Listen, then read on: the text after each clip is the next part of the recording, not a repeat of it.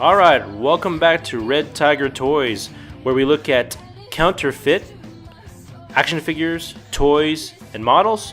Today, we're going to be looking at the Square Enix PlayArts Kai Iron Man limited color variant, all silver and gray.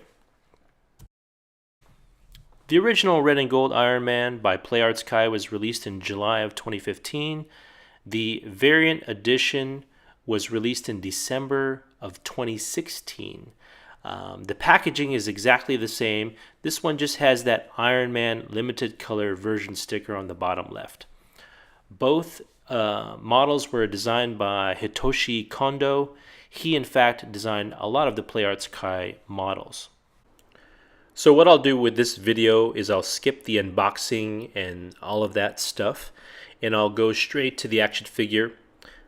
I love this for the uniqueness of the design. I love the detail. His face has this kind of aggressive meanness to it. He looks a lot like Ultron. And if you're familiar with the movies, then you know the connection between Iron Man, Tony Stark, and Ultron. Since he's all silver and grayed out, he looks a lot like War Machine, but War Machine's more of a flat gray. This is more of a bold silver. The action figure comes with accessories. You've got hand variants with repulsor rays attached. You've got jet flames for his feet, flaps for the back, alternate fists, missiles, and alternate leg paneling. These are all well painted and made of solid plastic. Some of the counterfeit models aren't painted well. Mine, not so bad. Alright, so let's go ahead and try to articulate the model. As far as models go, or action figures go, pretty much the arms are the ones you're going to move the most. And this figure, like all PlayArts figures, has a double hinge, so it allows movement not only up, down, left, right, but also forward to try to simulate a human, shoulder or labrum. With this particular counterfeit model, as I articulate the arms up, they're not falling back down. So gravity is not stronger than the plastic that it was made to create the joint. That's a good thing. If it was a weak construction, then the arm simply would just fall back down. As you see with older action figures in your collection, moving them creates wear and tear, wears down the plastic, and eventually gravity takes over and those arms fall right back down. So right out of the box, this one, it's working pretty solid.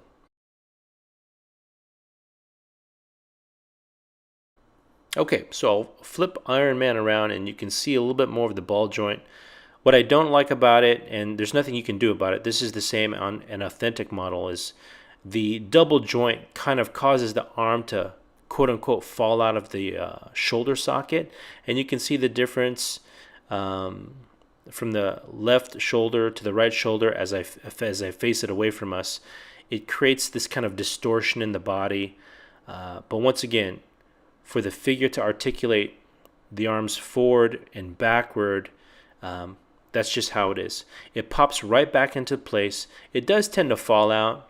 The plastic used to create the shoulders are not as stern as an authentic model. I felt the authentic models, you can see, kind of flips back up and down. You have to kind of squeeze it back in and then it'll stay into place. But not as firm as an authentic model.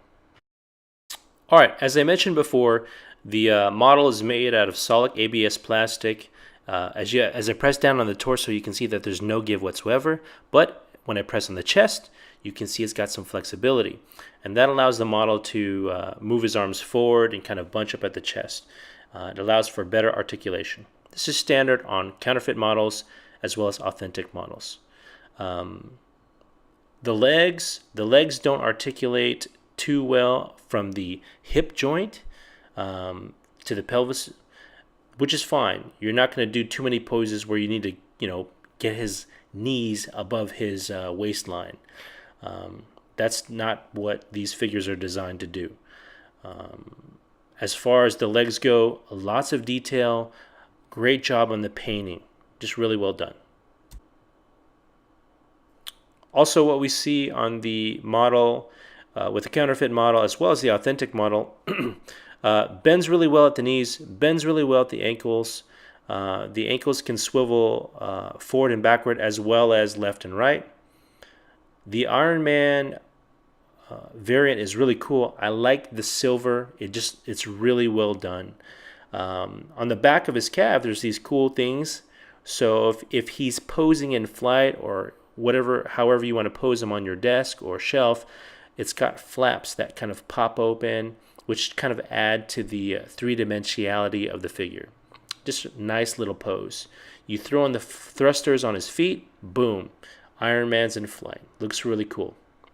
They slip right in to the holes that are pre-cut.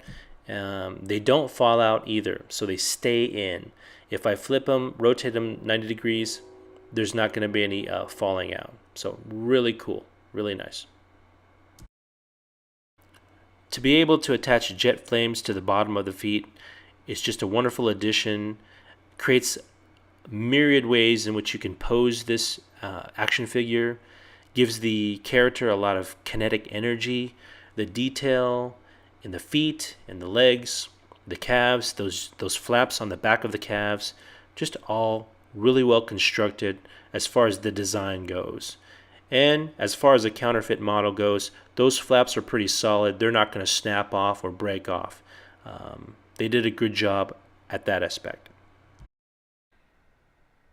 So another accessory we can take advantage of on this model is his back flap. And if I remove his left back flap, you can see that when I pop it off, it's just a molded piece of plastic that inserts in a pre-cut hole. Really simple design. So I'll grab the left flap, match it up, and whoop, that was the right flap. So when I grab the left flap, I'll just go ahead and take it. It's a simple ball and stem joint, which allows it to rotate 360 degrees. Be forewarned though, when you insert the stem into that pre-cut hole, it's very, very firm. It's not going to fall out. Unfortunately though, getting it back out was very, very difficult. I actually had to take a pair of pliers wrapped in a towel to remove it.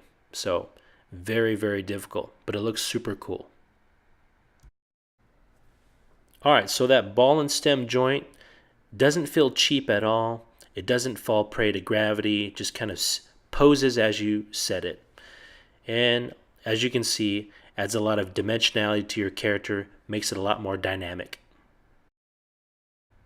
Here, both flaps are attached, kind of looks like wings, gives it that Gundam effect. Let's look at another feature of this action figure.